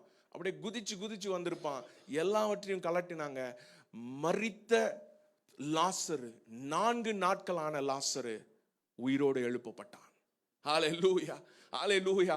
மரணமே உன் கூரெங்கே, பாதாளமே உன் ஜெயம் எங்கே? இப்படிப்பட்ட காரியங்களை செய்யும்படியாய் தேவன் நம்மை அழைத்திருக்கிறார். ஹல்லேலூயா. நீங்க ஜீவன், அதுதான் ஜீவன், ஜீவனை தெரிந்து கொள்ளும்படியாய் தேவன் அழைத்திருக்கிறார். கண்களை மூடுவோம். ஹல்லேலூயா. Thank you Jesus. Hallelujah. அப்படியே எந்திரிச்சு நிக்க போறோம். Hallelujah. ஓ ரிபாஷிகா ராபாதிராலா. இப்படிப்பட்ட ஒரு செய்தி நம்ம சபைக்கு வந்திருக்குன்னா அது ஒரு முக்கியமான செய்தி. ஹல்லேலூயா. மரணத்தின் எதிரிகள் நீங்கள் எல்லாரும், ஹல்லேலூயா, மரணத்தின் எதிரிகளாய் கர்த்தர் உங்களை வைத்திருக்கிறார். ஹல்லேலூயா. ஓ ரிபாஷிகா ராபாதிராலா ராதுரா. ஓ இந்த நேரத்தில் ஹல்லேலூயா, பாவத்துக்கும் உனக்கும் சம்பந்தம் கிடையாது, நோய்க்கும் உனக்கும் சம்பந்தம் கிடையாது, பலவீனத்துக்கும் உனக்கும் சம்பந்தம் கிடையாது, சோர்வுக்கும் உனக்கும் சம்பந்தம் கிடையாது. ஏன்னா நீ இரத்தத்தினால, ஓ அவருடைய கிரியத்தினால, அவர் உனக்காய் இரத்தம் சிந்தி உன்னை அவர் விலை கொடுத்து வாங்கி இருக்கிறார். ஹல்லேலூயா, ஹல்லேலூயா. இந்த நேரத்தில் ஹல்லேலூயா, ஓ உங்களுக்கு எந்த இடத்துல வலி இருந்தாலும் சரி, ஹல்லேலூயா, இந்த நேரத்தில் இயேசுவின் நாமத்தினால சுகத்தை பெற்றுக்கொள்வீர்கள். ஹல்லேலூயா. ஓ ரிபாஷிகா ராபாதிராலா ராதிரா. ஹல்லேலூயா. ஒருவேளை நீ பலவீனமா இருக்கலாம், இயேசுவின் நாமத்தினால இன்னைக்கு நீ சுகத்தை பெற்றுக்கொள்ள போகிறாய். இப்படிப்பட்ட செய்தி சும்மா சாதாரணமா வராது. இது ஜீவனுள்ள செய்தி. தேவன் தன்னுடைய வார்த்தையை அனுப்பி இருக்காருன்னா ஒரு பெரிய திட்டம் இருக்குது. ஹல்லேலூயா, ஹல்லேலூயா. ஓ ரிபாஷிகா ராபாதிரா. எல்லாம் வாய்களை திறந்து ஓ கர்த்தருக்கு நன்றி செலுத்துங்க. ஹல்லேலூயா. ஓ ரிகரபரப சிகரப ரிபரிபதுரலா ராதிரா. ஹல்லேலூயா, ஹல்லேலூயா. ஒருவேளை நீங்க ஏதாவது ஒரு பலவீனத்தோட இருக்கலாம், நீங்க முன்னாடி வாங்க. இந்த நேரத்தில் உங்களை இயேசுவின் நாமத்தினால குணப்படுத்த போகிறோம். ஹல்லேலூயா. ஓ ஹல்லேலூயா. எத்தனை நாள்? ஓ the same disease. Hallelujah. It's not a routine. It's not a routine for you to come back. Hallelujah. No sickness, no plague, nothing can come near your dwelling. அதுதான் தேவனுடைய வாக்குத்தத்தமாய் இருக்கிறது. ஹல்லேலூயா. மரித்து போன காரியங்கள் ஹல்லேலூயா இயேசுவின் நாமத்தினால உயிர்ப்பிக்கப்படுகிறது. இந்த நேரத்தில் நீ விசுவாசித்தால் தேவனுடைய மகிமையை காண்பாய். ஹல்லேலூயா, ஹல்லேலூயா. ஓ ரிபாஷிகா ராதிரலா. ஓ பாழாக்கும் கொள்ளை நோயை கொண்டு வருகிற பொல்லாங்கான பிசாசே, இயேசுவின் நாமத்தினால உன்னை கடிந்து உன்னை சபித்து புறப்படுத்துகிறோம். Hallelujah. Oh ribashika rabadira ladira. Hallelujah. I'm not going to wait for a long time. I will give you 1 minute. Hallelujah. முன்னாடி உங்களுக்கு ஏதாவது ஒரு வியாதியோ என்ன ஒரு பிரச்சனையா இருந்தாலும் சரி, ஹalleluya, தயவு செய்து வாருங்கள். ஹalleluya, ஹalleluya. We going to heal you today. ஓ இது ஒரு புதிய வெற்றியின் நாள். ஹalleluya. ரிமஷிகா ராபாதிரா லாராதிரா. Oh thank you Jesus. Oh we thank you Lord. உன்னுடைய குடும்பத்துல ஓ இனி மரணம் சூழ்ந்து கொள்வது இல்லை. ஹalleluya. ஓ பாலாக்கும் கொள்ளை நோய்கள் உன்னை நெருங்குவது இல்லை. ஓ நீ தேவனாலே விலையேற பெற்ற இரத்தத்தினாலே மீட்டுக் கொள்ளப்பட்ட ஓ நீதிமான். ஹalleluya, ஹalleluya. ஓ மரணமே உன் ஜெயம் எங்கே, பாதாளமே. ஹalleluya. ஓ ரிபாஷிகா ராதிரலகரதுரா. ஹalleluya, ஹalleluya, ஹalleluya, ஹalleluya. அது ஒருவேளை ஆன்லைன்ல பார்த்து கொண்டு இருக்கலாம். இயேசுவின் நாமத்தினால சுகத்தை நான் பேசுகிறேன். ஓ ஹalleluya. ஓ வயிற்று வலியோ தலைவலியோ இயேசுவின் நாமத்தினால சுகத்தை பேசுகிறேன். ஹalleluya. உன் கால்கள் மானின் கால்களை போல மாறுகிறது. உன் எலும்புகள் எல்லாம் நிதமுள்ளதாகிறது. ஹalleluya. இது ஆன்லைன்ல பார்த்து கொண்டு இருந்தா இயேசுவின் நாமத்தினால பெற்றுக்கொள். ஹalleluya. Thank you Jesus. ஹalleluya, ஹalleluya. ஓ ரபஷிகரப உன்னுடைய பிள்ளைகளை பற்றி நீ கவலைப்பட தேவையில்லை. அவன் என்ன பண்றான்றத பேசாத, அவன் என்ன பண்ணணும்ன்றத பேசு. என்னுடைய பிள்ளைகள் எல்லாம் கர்த்தராலே போதிக்கப்பட்டு இருப்பார்கள், அவர்களுடைய சமாதானம் பெரிதா இருக்கும். அதுவே வாக்குத்தத்தம், அதுவே உண்மை. அதையே நீ நம்பு, அதையே நீ பேசு. ஹalleluya, ஹalleluya, ஹalleluya. ஓரிபா ஷிகரபதிரா லரதுரபோ ஷிகரிபரிபரப குரபதுரா. ஹalleluya, ஹalleluya, ஹalleluya, ஹalleluya. ஜீவன் ஜீவன் ஜீவன். ஹalleluya. இந்த நேரத்தில் உன்னுடைய சூழ்நிலைகளை பார்த்து ஜீவனை பேசு, ஜீவனை பேசு. உன்னுடைய குடும்பங்களை பார்த்து ஜீவனை பேசு. ஹalleluya, ஹalleluya, ஹalleluya, ஹalleluya. இல்லாதவைகளை இருக்கின்றவர்களாய் அழைக்கிற தேவன், மரித்தவைகளை உயிரோடு எழுப்புகிற தேவன். அப்படிப்பட்ட வார்த்தைகளை உனக்குள் போட்டு இருக்கிறார். அப்படிப்பட்ட வார்த்தைகளை நீ பேசு இயேசுவின் நாமத்தினால. Thank you Lord, thank you Jesus. Thank you Lord. நன்றி செலுத்துகிறோம்ப்பா, நன்றி செலுத்துகிறோம். நல்ல தேவனே, இந்த மாலை வேலைக்காய் நன்றி செலுத்துகிறோம்ப்பா. Thank you Lord. மரணத்தை வெல்லும்படியாய், அந்த மரணத்தை நீர் ஏற்றுக்கொண்ட மூலமாய் உம்முடைய மரணத்தினாலே நீர் எங்களுக்கு ஜீவனை தந்தீரே, அதற்காய் நன்றி செலுத்துகிறோம். ஹalleluya.